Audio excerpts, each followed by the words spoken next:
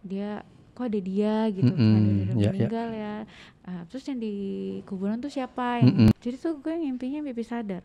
Karena sesungguhnya memang benar pengalaman saya, orang yang sudah meninggal tuh sampai 40 hari itu masih berada dengan keluarganya. Itu maksudnya bentuknya apa, didatangi kah atau Datang.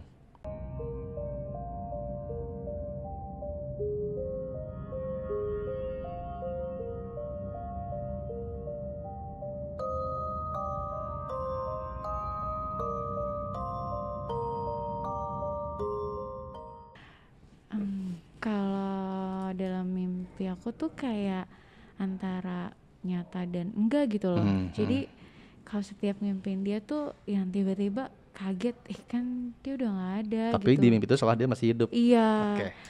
iya itu sih yang selalu pasti antara sadar dan nggak sadar gitu. Jadi kayak sebenarnya nih apa sih gitu. Itu Ya. tuh hampir setiap hari setelah almarhum meninggal tuh pasti selalu diimpin dia yang kayak gitu, yang kaget, apa namanya, dia kok ada dia gitu, kan udah Ya, ya. meninggal ya. Terus yang di kuburan tuh siapa yang kayak gitu, yang Betul. jadi mimpi aku malah berbalik jadi tanda tanya gitu. Iya, Ada iya. apa sih gitu. Itu sih yang Umumnya Mbak, yang saya juga alami, saya juga pernah ditinggalkan orang yang saya cintai juga meninggal. Secara psikologisnya, kalau kita bahas secara psikologis, maka ketika dalam waktu rentan yang tidak lama atau belum lama ditinggalkan seseorang yang kita sayangi, kita cintai, maka secara psikologis itu akan merecall, memanggil semua perasaan, semua ingatan dalam pikiran untuk muncul. Kalau secara psikologisnya, karena kenangannya masih dekat, kita nggak percaya dia udah meninggal. iya. Itu secara psikologis. Akhirnya menimbulkan apa yang kita inginkan. Nah, ketika disadar, terjaga, kita nggak bisa mewujudkan apa yang kita inginkan. Ketika kita bermimpi, tidur, walaupun tidurnya itu bukan tidur yang tidur lelap, ada satu transisi di mana mimpi sadar namanya. Atau di luar negeri disebut lucid dream. Jadi tuh gue mimpinya mimpi sadar. Mimpi sadar. Nah, mimpi sadar itu ada beberapa faktor juga yang menyebabkan atau bisa disebut mimpi sadar. Artinya itu bukan mimpi, tunjuk, tapi berkah. Gitu. Ketika kita sadar bahwa ini mimpi, kan dia sudah tidak ada, tapi saya lagi mimpi. Maka itu adalah kesadaran. Artinya itu berkah. Karena sesungguhnya memang benar pengalaman saya, orang yang sudah meninggal itu sampai 40 hari itu masih berada dengan keluarganya. Iya, itu benar. Iya. Dan waktu-waktu tertentu akan diizinkan oleh Allah kembali pada keluarganya. Malam takbiran misalnya. Kalau di musliman malam takbiran menjelang Idul Fitri. Itu pasti ada di sekeliling kita gitu ya. Iya. Ini saya bisa menyampaikan karena saya mengalami.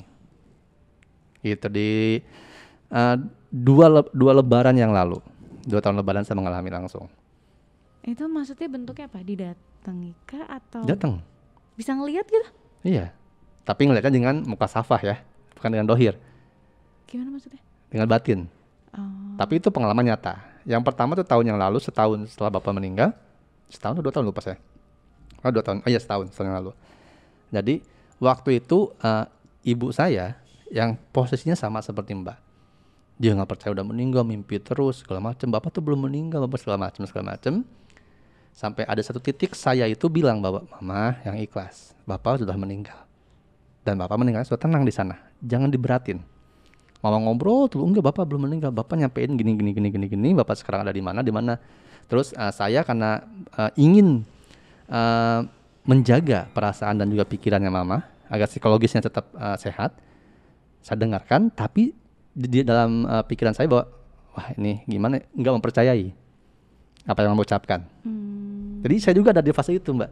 Walaupun saya misalnya mengerti dan bisa atas izin Allah melihat, tapi pada awalnya tuh saya enggak. Ada momen saya tertutup tuh, enggak percaya. Sampai akhirnya ditegur langsung.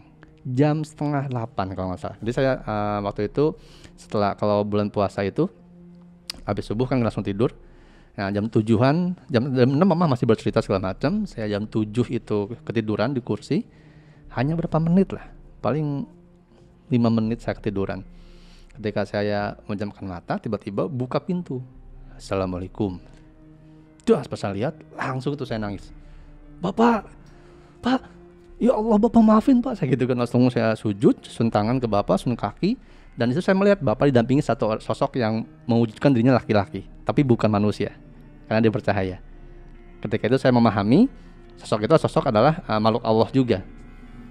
Saya Pak maaf, saya minta maaf, nangis, cegukan segala macam, sun tangan, terus saya sadar. Pas saya sadar langsung ngejar ke mama tuh, lagi dapur lagi masak. Gitu, maaf ya, kalau Sunda kan mahapunten. Ujang terpercaya, saya nggak percaya segala macam blablabla. Tadi Bapak datang ya, iya kan Mama juga bilang apa, nah gitu. Ya udah. Nah itu terus ada momen pas mau ini Idul Fitri.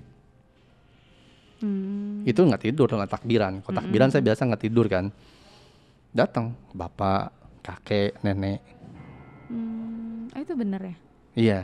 Kalau kita misalnya belum mengalami, mungkin sobat mula juga bilang ini mah halusinasi. Iya, kan pasti takutnya Belum ikhlas lu, iya, belum itu ridho loh. lu, gitu. Pasti ada sih yang bilang belum ikhlas. Lu halu deh gitu. Itu sih. Takutnya disangka stres lu gila gitu kan. Karena itu tipis sekali Mbak antara halu, imajinasi sama penglihatan.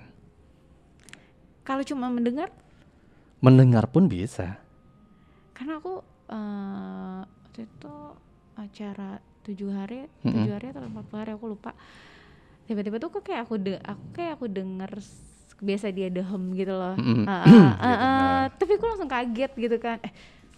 Kaget dan kayak langsung nyari gitu kan. Tapi balik lagi ya Allah, istighfar sih pastinya, takutnya apakah aku jadi halu atau aku nanti jadi stres atau gimana gitu. Tapi aku jadi ya kaget sih, spontan langsung bengong terus ya pasti kan terngiang-ngiang ya kan, biasa dehemnya dia seperti apa gitu. Betul. Itu terus ya udah aku langsung keluar sih ya pasti, tapi nggak cerita ke siapa-siapa gitu.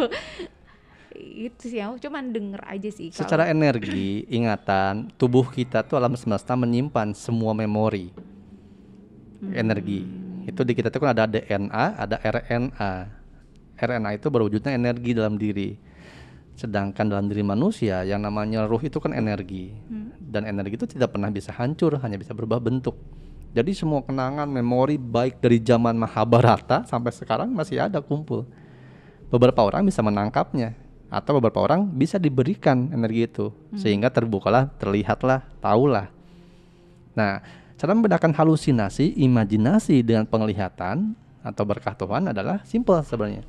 Kalau halusinasi, kita itu sebelumnya ada informasi dulu ke dalam otak. Perasaan kita juga sedang terpaut atau terikat ke sana. Contoh misalnya, Mbak ini misalnya nonton film horor, ya kan? Terus lihat di film horor itu ada sosok yang pembunuh bawa pisau, jubahnya ini. Ya, itu informasi di otak tuh, kesimpan di alam bawah sadar.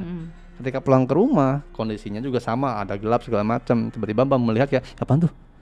Kok kayak ada yang sekelebat, lihat sosoknya hampir mirip dengan apa yang ditonton. Kalaupun nggak mirip, ada samanya. Gitu. Nah itu halusinasi, karena sebelumnya ada informasi ke otak. Itu pun berlaku ketika pada almarhum. Kalau Mbak misalnya saat ini kita ngobrol nih, ngobrol, ini pasti teringat nih di alam bawah sadarnya. Nanti bisa kalau pulang Mbak malam segala macam, itu bisa ada kemungkinan terjadi halusinasi.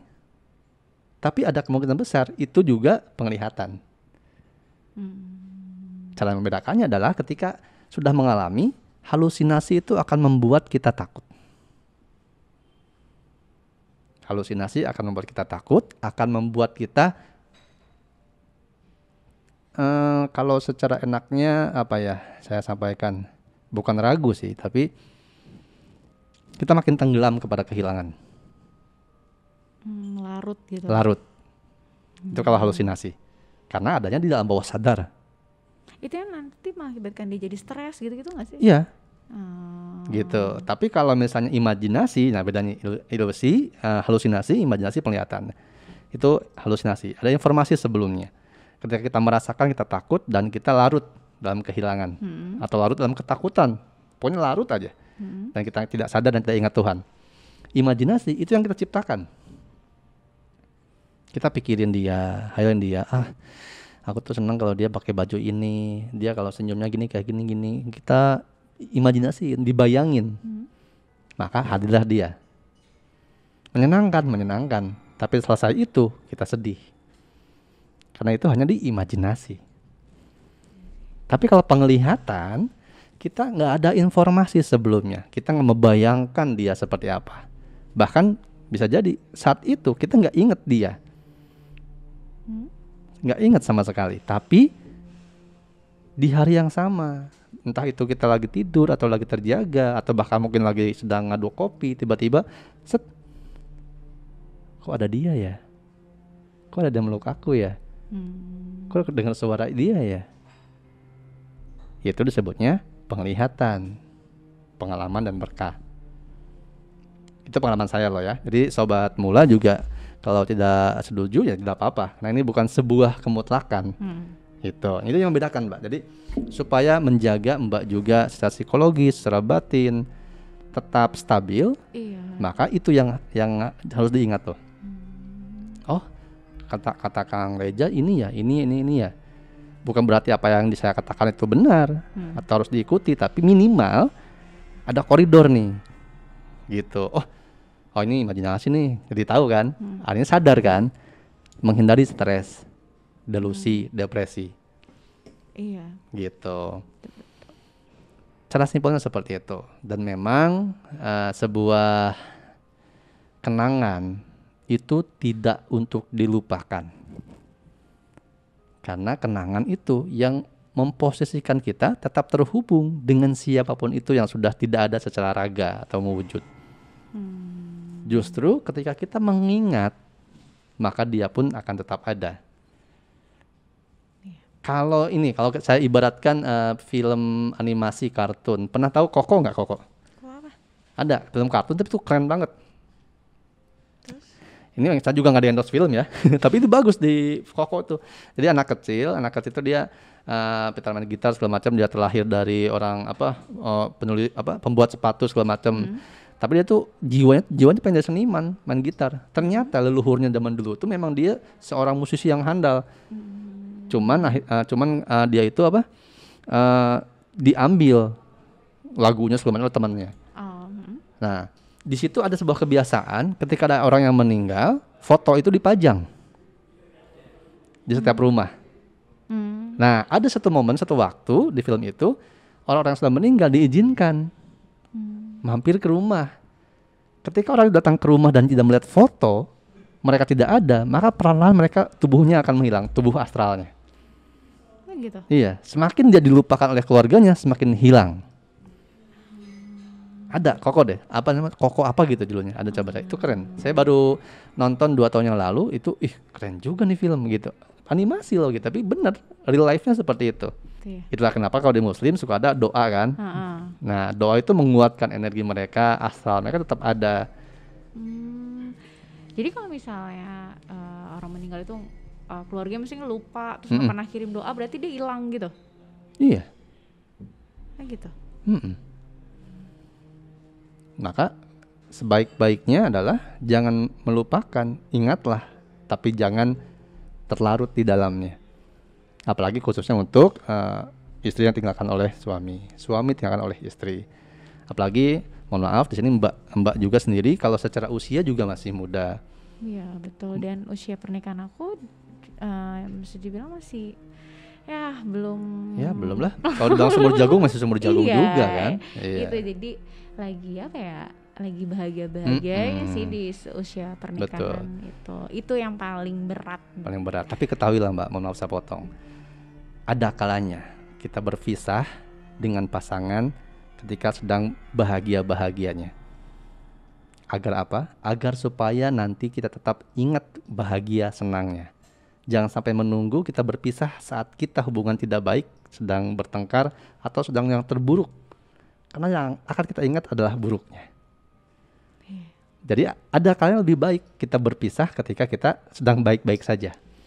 Karena apa yang kita ingat satu sama lain adalah kebaikannya. Gitu. Karena rindu, kangen, cinta yang paling indah itu adalah kita tidak bertemu, tidak saling menyapa, tidak juga saling ibaratnya itu berkabar, Hmm. tapi saling mendoakan. Iya. Mendoakan diam-diam, itu lebih indah. Seperti itu. Apalagi posisinya sekarang Mbak, suami juga sudah di alam yang lebih better lah daripada kita ibaratnya. Amin amin. Karena dia sudah lepas ujian hidup. Kalau kita masih diuji ujian hidup. Sampai kapan? Ya sampai kita meninggal. Namanya juga ujian hidup. Selama hidup kita akan diuji terus. Tapi aku balik lagi ya. Aku nggak tahu. Aku selalu diimpiin. Jadi tuh sebelum almarhum aku meninggal, aku selalu diimpiin aku jalan sama almarhum sama anak aku yang kecil bertiga. Tapi tuh selalu dalam mimpi aku tuh anak aku yang ketiga tuh tiba-tiba hilang. Pokoknya tinggal aku berdua aja. Itu selalu tuh. Dan setiap aku mimpi bertiga, kenapa ya? Jadi sempat aku pikir juga, ada apa ya sama anak aku gitu. Kok kalau aku mimpi bertiga pasti dia nggak ada. Entah dia kemana. Pokoknya tinggal berdua aja gitu. Terus kayak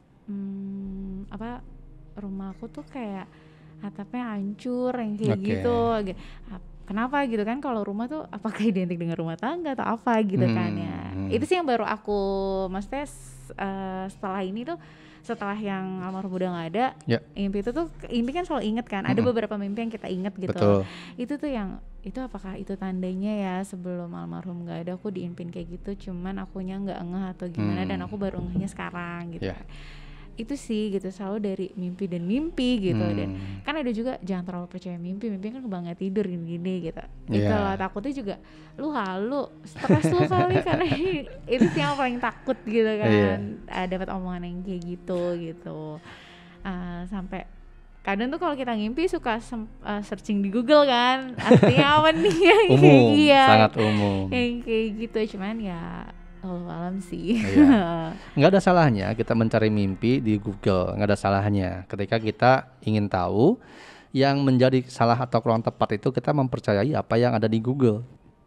Karena tidak semua yang di Google itu sesuai dengan apa yang kita alami. Karena yang disampaikan itu general. Contoh, tadi Mbak menyampaikan bahwa Mbak mimpi kalau sedang bersama suami itu anak ketiga nggak ada. Melihat rumah atapnya runtuh, gitu. Apakah ada yang sedetail itu di Google? Nggak ada sih. Nggak ada. Di Google paling ada mimpi bertemu yang orang yang sudah meninggal. Itu aja tuh, ya kan? Nah, ini saya mulai diberikan kepercayaan atau titipan menerjemahkan mimpi itu 3 tahun yang lalu kalau nggak salah. 3 tahun yang lalu yang secara bulat akhirnya saya ternyata mimpi itu bukan hanya bunga tidur. Karena kalau bunga tidur itu akan hilang dan kita lupa. 1 hari lupa. Bahkan jangan 1 hari. Kita bermimpi semalam, pagi inget nih. Siang udah lupa. Atau sejam kemudian udah lupa.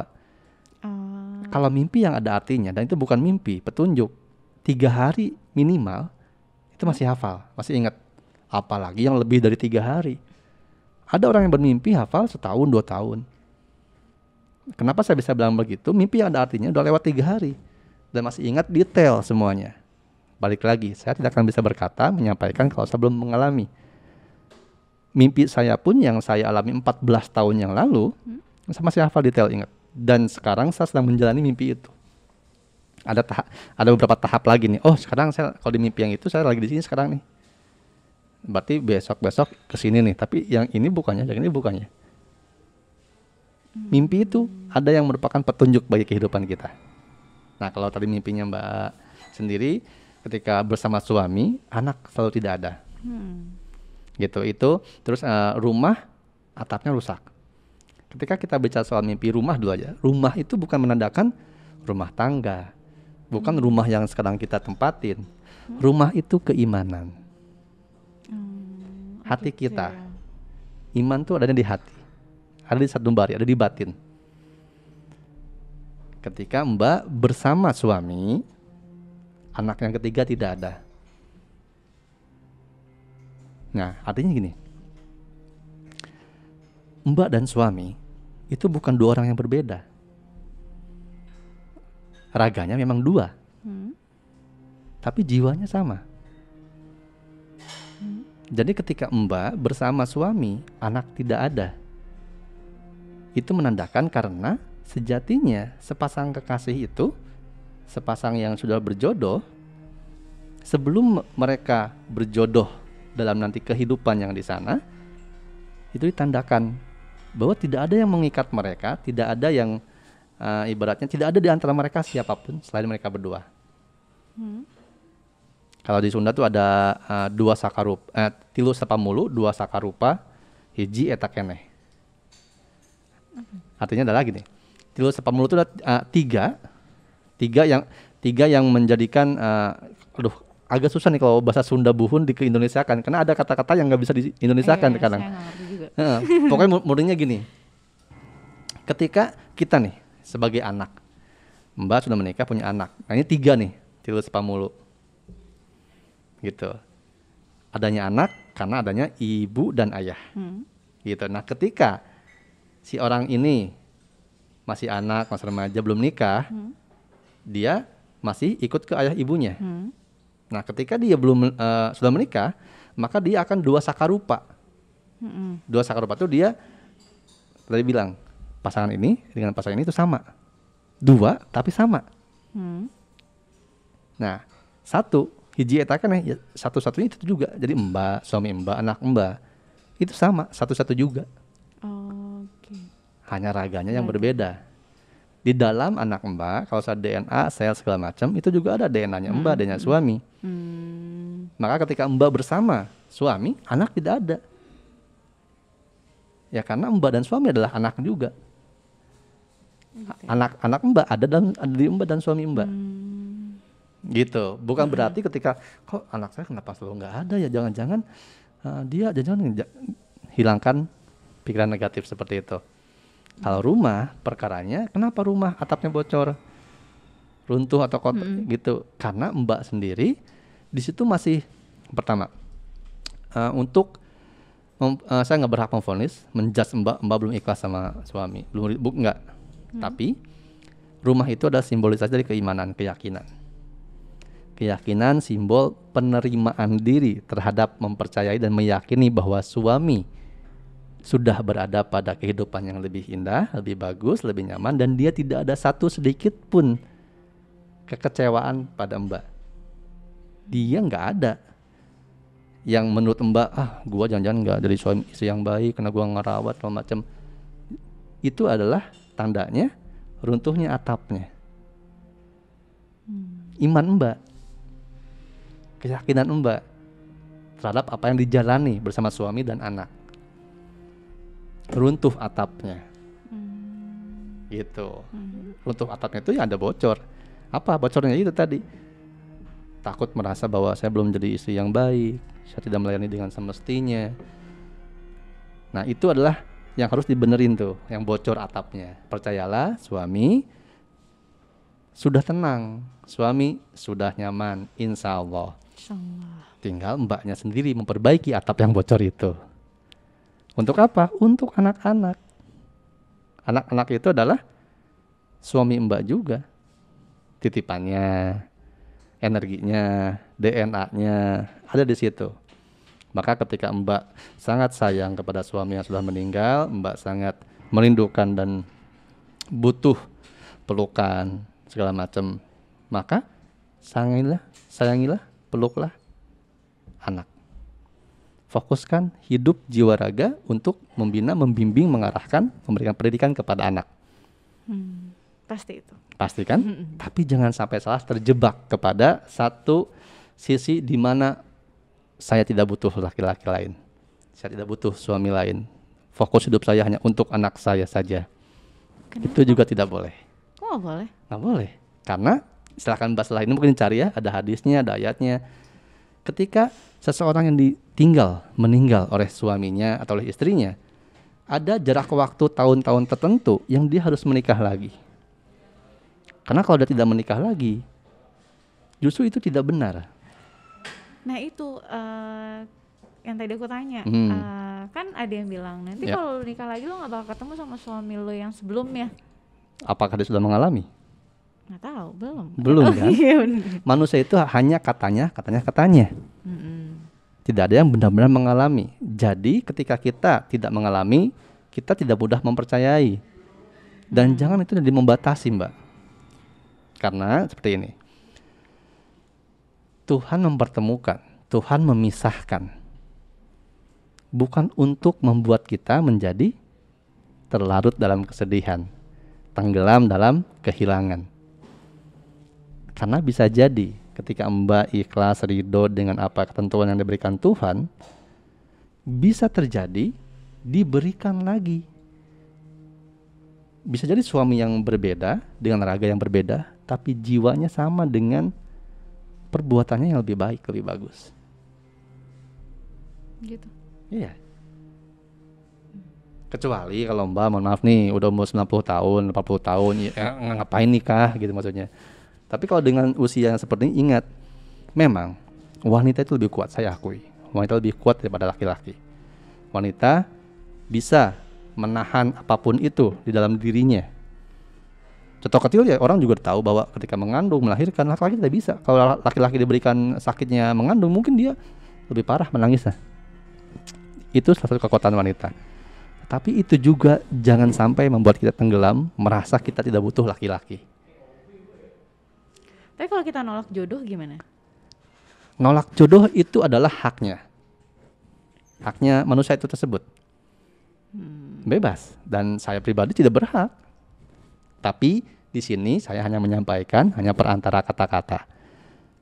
Ketika Mbak menolak jodoh, saat ini menolak jodoh, berarti memang belum waktunya Mbak membuka untuk jodoh yang baru. Karena jodoh itu bisa berkali-kali, bisa hanya satu kali, bisa berkali-kali tapi dengan tetap satu itu. Nanti ada kalanya, ada masanya, Mbak akan mengingat, kalau sudah terbuka, sudah berdamai dengan dirinya, sudah berdamai dengan meninggalnya. Aku yang belum berdamai dengan Belum. diriku sendiri. Wajar, karena baru hitungan bulan kan, belum setahun gitu. Wajar, itu mungkin apa yang saya katakan tadi, perantaraan mulut saya, nanti bisa terjadi di masa depan. Mungkin kita bisa ketemu lagi atau belum atau gimana. Kita ingat aja masing-masing rekaman ini. Nanti Mbak akan ketemu dengan seorang laki-laki yang mengingatkan Mbak kepada suami yang dulu meninggal. Dengan segala sesuatu perlakuan yang lebih baik. Itu akan terjadi pada saat Mbak sudah berdamai, menerima, dan sudah melupakan semua apa yang orang-orang bilang. Tapi kata orang gak akan ketemu, tapi kan. Dan yang terutama lagi adalah Mbak sudah menghilangkan rasa takutnya. Rasa takut manusia, takut itu sama dengan rugi, takut sama dengan sengsara, takut sama dengan kecewa, takut sama dengan hancur. Makanya jangan takut. Insya Allah, ini mohon maaf ini saya bukan ngeramal ya, bukan, tapi saya adalah perantara kata-kata. Jadi setiap apapun yang saya katakan itu pun adalah nasihat untuk saya pribadi. Karena apa yang saya katakan ini ketika saya nonton mungkin saya juga gue ngomong gitu tadi ya gitu. Seperti itu gitu. Karena itulah nyamannya, enaknya kenapa saya mengharapkan para subscriber saya, sobat mula, kalau ingin curhat ini ada medianya nih, silakan datang ke Citos segala macam. Karena kalau online itu nggak cukup Mbak, saya nggak bisa lihat wajahnya, saya nggak bisa merasakan energinya, saya nggak bisa tune in gelombang frekuensi di otaknya, sehingga betul harus merasakan. Karena kalau tidak merasakan, kata-kata saya yang diucapkan, nasihatnya itu nggak akan tepat. Seseorang bisa kelihatan psikologisnya Mbak kayak gimana sekarang nih, gitu, energinya gimana nih. Kalau online chat itu tertutup, terhalang. Gitu. Kata-kata yang saya sampaikan bisa jadi tidak tepat saat itu diterima oleh orang. Itu pernah saya alami dulu ketika ada orang yang bertanya mimpi, saya jawab. Lalu apa yang terjadi? Dia justru malah tersugesti. Dia justru malah makin tenggelam ke dalam perasaan. Ini true story. Malah ada beberapa, nggak beberapa sih ya, ada yang benar-benar fokus satu orang, dua orang, tapi yang ketemu langsung menyatakan dirinya, dia istri saya. Karena berkali-kali didatangi di mimpi, diajak duduk di sana sama Kang Reja segala macam, dan suami saya juga mengizinkan.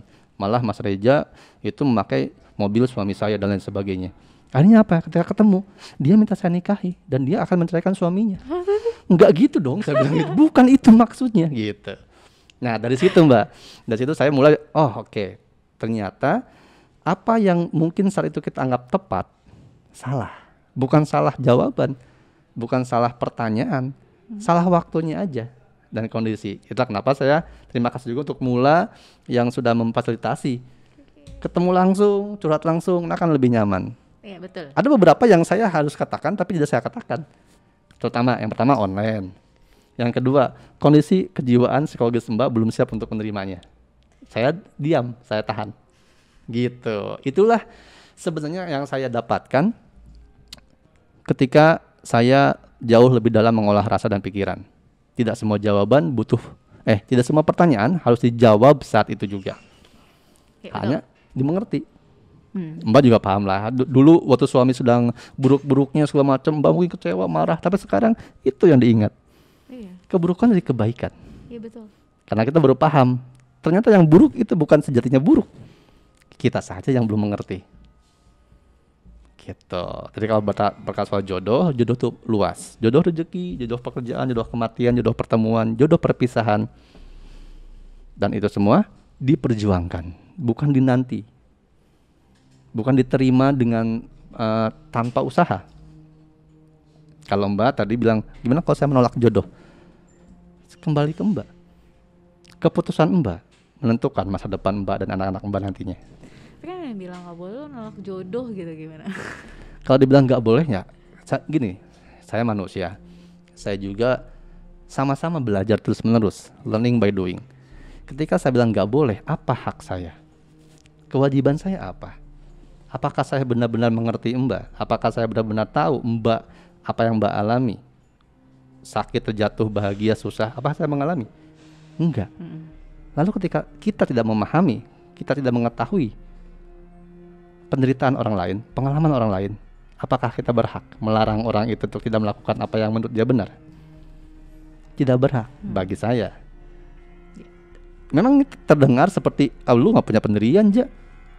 Ya silakan. Tapi bagi saya pendirian itu bukan untuk mengekang orang.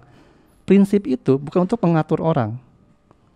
Tuhan saja membebaskan kepada manusianya untuk menentukan pilihan. Ada free will. Lalu kita kenapa sesama manusia mengekang, melarang, gitu. Jadi kalau Mbak bilang tadi ada kan nggak boleh nolak jodoh. Nggak boleh itu menurut siapa, pada saat kondisi seperti apa, dan kenapa kita harus menolak jodoh. Ada yang menolak jodoh karena yang pertama, saya belum selesai dengan masa lalu saya. Dan itu bagi saya ya. Karena kita tidak boleh, menurut saya nih, tapi Sobat Mula atau Mbak bisa mengambilnya, yang baik boleh, yang buruk jangan dijadikan kebenaran. Pengalaman saya gini, ketika kita belum selesai dengan masa lalu kita, jangan sesekali kita memulai hubungan yang baru. Jangan sesekali kita berusaha mencintai orang yang baru.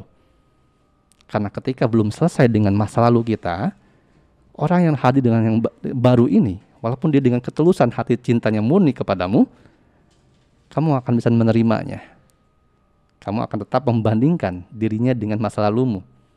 Ketika dia melakukan kesalahan yang kau anggap sama saja dengan kesalahan yang lalu, maka semuanya kekecewaanmu kau limpahkan kepadanya. Dan orang yang baru ini hanya jadi pelampiasan, pelarian, dan ujungnya luapan kekecewaanmu yang belum selesai dengan masa lalumu. Orang yang baru kamu terima ini hanya menjadi orang-orang yang mungkin tidak pernah dihargai, tidak pernah diterima dengan baik, atau paling buruk kita malah menyakiti, mengecewakan dia, padahal dia murni.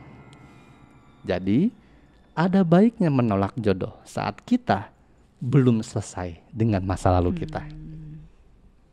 Yang gak boleh itu adalah keras kepala, egoisnya kita, gitu loh.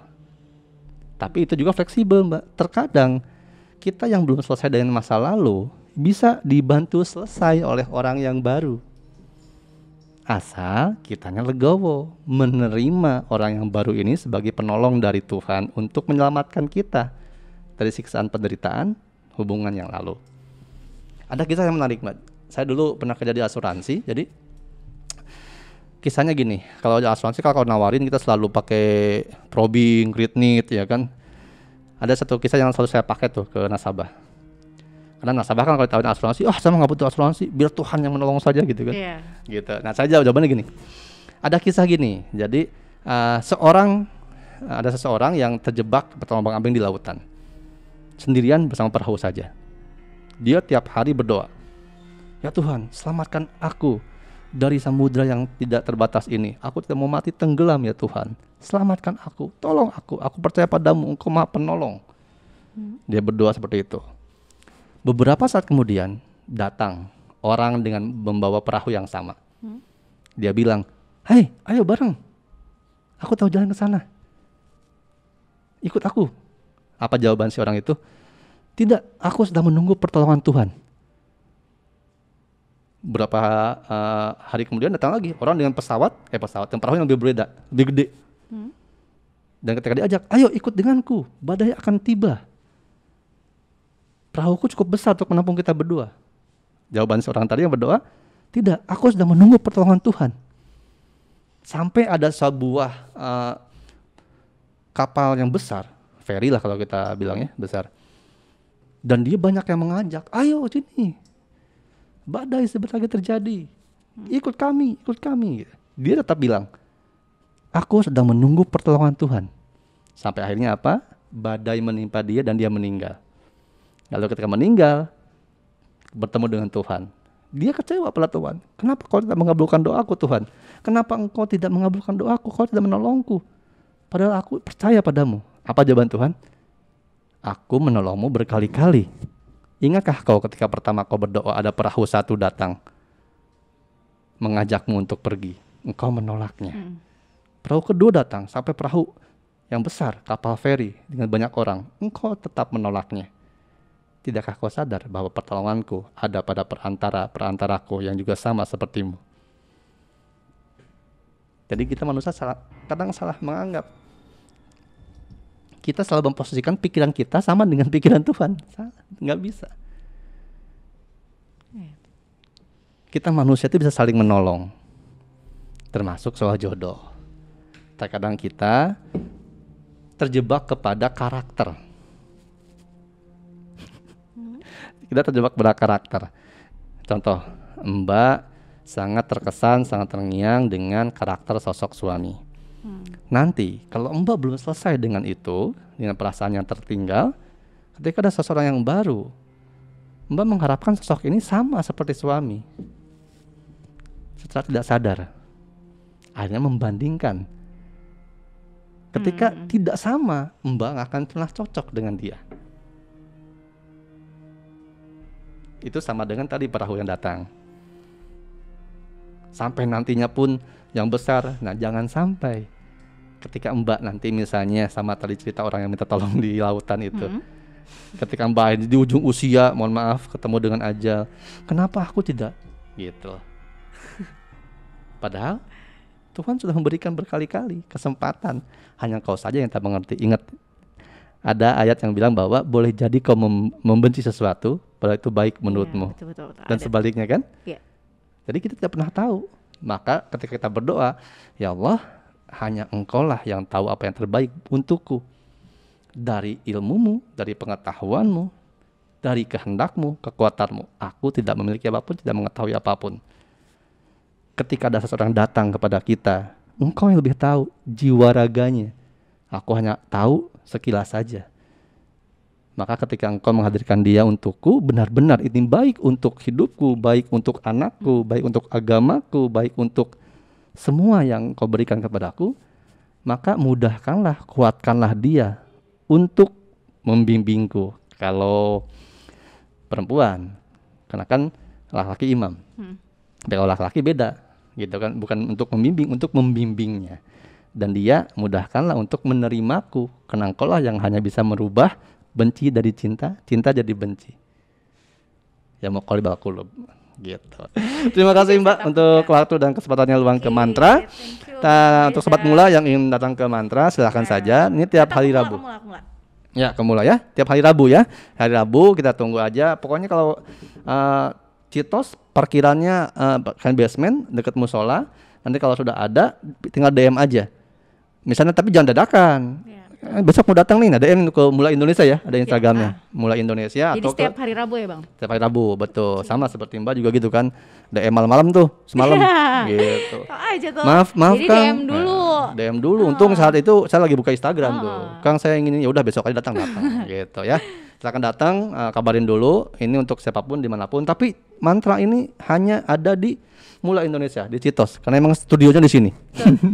Nggak mungkin kita pindah-pindah kemana-mana. Jadi kayak yang mau datang silahkan. Silakan. Ya. Kalau mau curhat kayak aku, langsung aja datang ke Mula sama Bang Reza. Siap, baik. Akhir kata, kalau untuk sebenarnya kalau pembicaraan itu tidak pernah ada kesimpulan. Karena kalau kesimpulan itu menandakan kita berhenti dan puas dengan satu jawaban. Ya, Karena betul. pembahasan akan terus berkembang. Yang pasti mungkin kalau bisa dikutip dari apa yang kita sampaikan, silakan kutip sendiri sesuai dengan pemahaman, keilmuan, dan wawasan masing-masing. Reza Rahasia, mantra Mula Indonesia. Sampai ketemu lagi. Tetap jaga hati, jaga pikir, jaga rasa, dan jangan takut. Salam damai seluruh alam.